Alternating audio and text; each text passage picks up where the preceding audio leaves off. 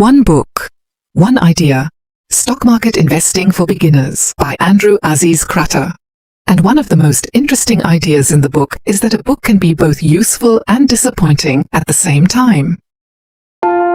Welcome to Book Labyrinth, where we unravel the stories behind the pages. When I first picked it up, I honestly thought it was fantastic.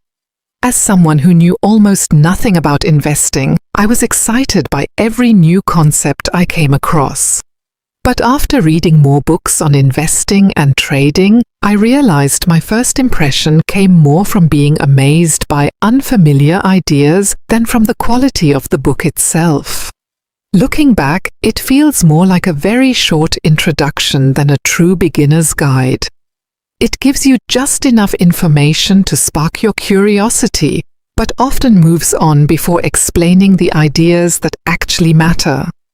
Terms like IPOs, moving averages, and covered calls appear without enough context. So if you're completely new to the stock market, it's easy to feel lost.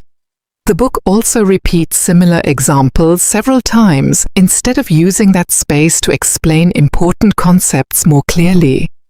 I kept wishing there were more diagrams, better explanations, and a stronger foundation before jumping into advanced topics.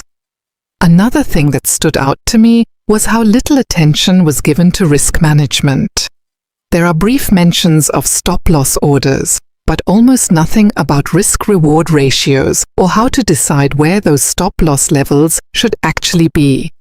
For beginners, those ideas seem far more important than learning about aggressive trading strategies. I also couldn't ignore how often the book pointed readers toward the author's other books and courses. At times, it felt less like a complete guide and more like an introduction designed to encourage you to buy the next product. That doesn't mean the book has no value. It's short, easy to read, and it introduces useful vocabulary, practical websites, and a few investing ideas that are worth exploring further.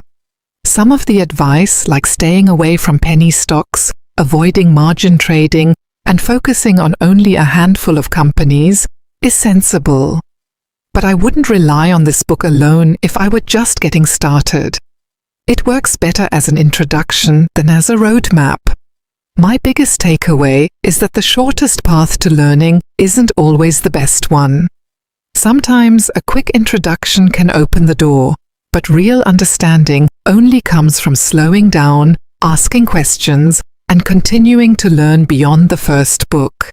If there's a book you'd like me to review, just drop the title in the comments. Need the ebook? Message me on Telegram. And if this video was useful to you, a small coffee donation goes a long way in keeping this channel going.